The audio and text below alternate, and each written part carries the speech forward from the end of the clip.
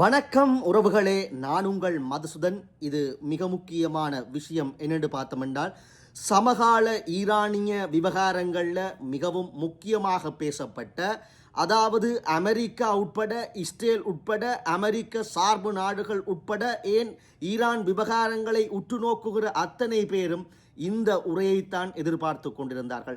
அதாவது இந்த புதிதாக நியமிக்கப்பட்ட ஈரானுடைய உச்சபட்ச தலைவர் அவர்களுடைய உரை இப்பொழுது ஈரானிய ஊடகங்கள் வாயிலாக வெளியிடப்பட்டு, சர்வதேச ஊடகங்கள் வாயிலாக அது மீள வெளியிடப்பட்டு கொண்டு வருகிறது. என்னத்தை சொல்லியிருக்கிறார், எதை சொல்லியிருக்கிறார் என்று இன்றைக்கு அரசியல் ஆய்வாளர்கள் ஆராய்ந்து கொண்டிருக்கிறது மத்தியில் அமெரிக்க, இஸ்ரேலிய, அது சார்பான நாடுகள் இதுக்குள்ளே இருக்கிற உள் நோக்கம் என்ன என்று மிக துல்லியமாக ஆராய்வுக்கு உட்படுத்தி வருகிறார்கள். என்னத்தை சொன்னார், எதை வெளிப்படுத்தினார், போரை நிப்பாட்டப் போகிறாரா அல்லது பேச்சுவார்த்தைக்கு போகப் போகிறாரா, சமாதானம் ஏற்படுமா என்பதை இதனூடாக பார்க்க போகிறோம்.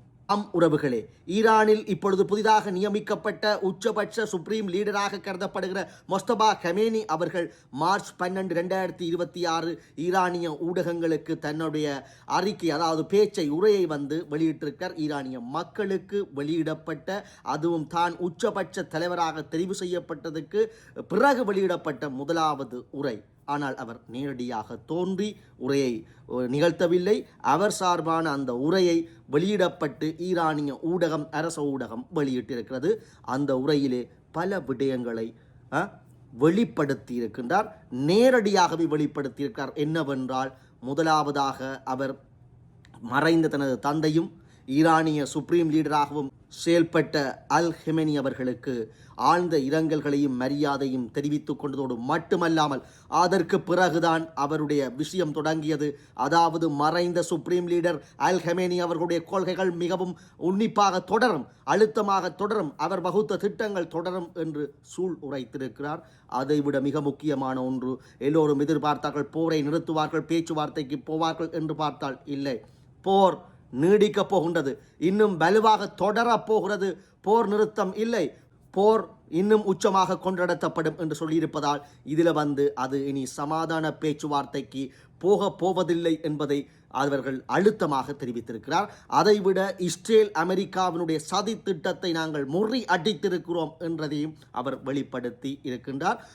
எதிரிகளுடைய சதி திட்டங்கள், சதி வலை பின்னல்கள் அனைத்தையும் நாங்கள் தகர்த்திருப்பதாகவும் முறி அடித்திருப்பதாகவும் அவர் வெளிப்படுத்தி இருக்கின்றார்.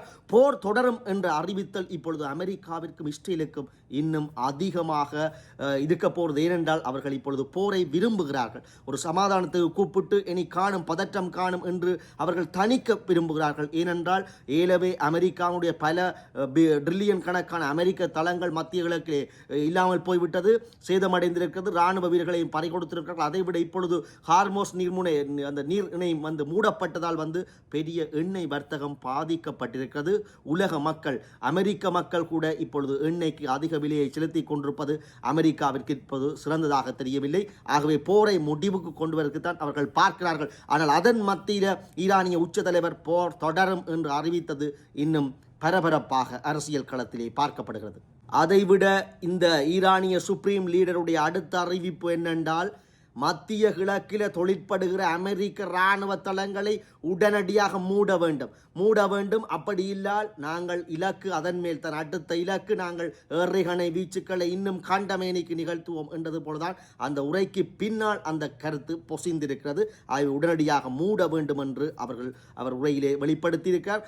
அதைவிட என்னென்றால், ஹார்மோஸ் நீர் இணை மூடப்பட்டிருக்கும், அது நாங்கள் இப்பொழுது அது நீடிக்கப்படும், இப்பொழுது திறக்கப்படாது என்று சொல்லியிருக்கிறார். ஆகவே இன்னும் உலக எண்ணெய் வர்த்தகத்துக்கு அவர் மறைமுக சவாலை விட்டிருக்கிறார். இந்த போர் எவ்வளவு வலிமையாக தேவையில்லாமல் உள்ளுக்க நுழைந்த அல் ஹெமெனியை கொண்டதாலே இப்போ உலக மக்கள் விலை கொடுத்து கொண்டிருக்கிறார்கள்.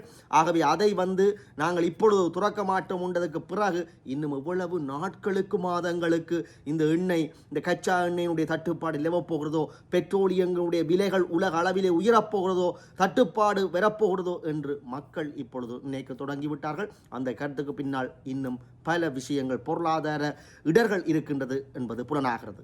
அதைவிட ஈரானிய மக்களிடம் கோரிக்கையை விட்டிருக்கிறார். போர்க்காலங்களிலே மக்கள் இராணுவத்துக்கும் அரசுக்கும் ஒத்துழைப்புகளை வழங்க வேண்டும், ஒன்றுபட்டு செயல்பட வேண்டும் என்றும் மக்களை கேட்டிருக்கின்றார். ஈரானின் குத்ஸ் தின நிகழ்வுகளில் மக்கள் அணி திரண்டு பங்கெடுக்க வேண்டும் என்று மக்களுக்கு அறைகூவல் விட்டிருக்கிறார். முக்கியமான விடயத்தை சொல்லியிருக்கிறார். மக்கள் இதில் ஈரானியர்களாக ஒற்றுமையாக செயல்பட வேண்டும், போர்க்காலங்களிலே ஒற்றுமை வலுப்பட வேண்டும், ஒத்துழைப்பு வழங்க வேண்டும் என்றும் மக்களுக்கும் வலியுறுத்தியிருக்கிறார் என்ற மக்களுக்கான உரை. உறவுகளே, இதில் நாங்கள் நிறைவு பகுதிக்கு வருவோம்.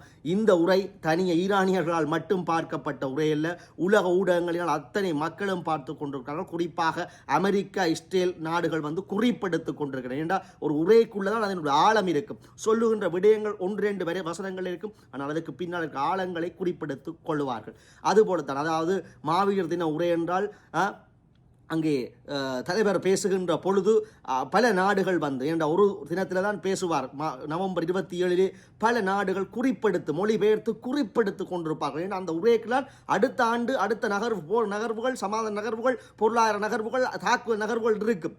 அதான் அந்த அரசியல் வெளிப்பாடு. ஆகவே அந்த அந்த உரையை குறிப்பெடுத்துக் கொள்வார்கள். அதுபோலத்தான் ஈரானிய இந்த உச்ச தலைவர் மொஸ்தபா ஹமேனியுடைய உரையை சமாந்தர நேரத்தில் அங்கே குறிப்பெடுத்து ஆராய்ந்து கொண்டிருப்பார்கள். இதுக்கு என்ன இருக்குது, அடுத்த கட்ட இலக்கின அந்த வகையில் போர் தொடரும் என்பது போர் முரசை இந்த உரையினூடாக அறைந்திருக்கிறார், முழங்கி இருக்கிறார். என்ன நடக்க போன்றது, ஈரான் இத்தனை அடி வாங்கி இருக்கிறது என்பதற்கு மத்தியில் ஈரானினுடைய ஏவுகணைகள் இப்பொழுதும் இஸ்ரேல் டெல் அவீவ் நகரங்களை எல்லாம் தாக்கி கொண்டிருக்கின்றன.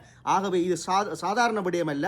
இஸ்ரேல் அமெரிக்க ஈரானிய யுத்தம் என்பதற்கு அப்பால் இது பொருளாதார யுத்தமாக உருவெடுத்து உலக ஒழுங்கை இப்பொழுது மாற்றிக் கொண்டிருக்கிறது. கண்ணுக்கு தெரியாமல் உலக ஒழுங்கு வேறு ரீதியில் மாறுது. அதை நாங்கள் வேறு பதிவுகளால் ஆராய்வோம். மீண்டும் சந்திப்போம். பதிவு பிடித்திருந்தால் பகிருங்கள். தவறாமல் யூடியூப் தளத்துக்குள்ள போய் சப்ஸ்கிரைப் பண்ணி பக்கத்தில் மணியை பிடித்தாட்டி விடுங்கள். மேலும் மணியான தகவலை அறிவோம். நன்றி, வணக்கம்.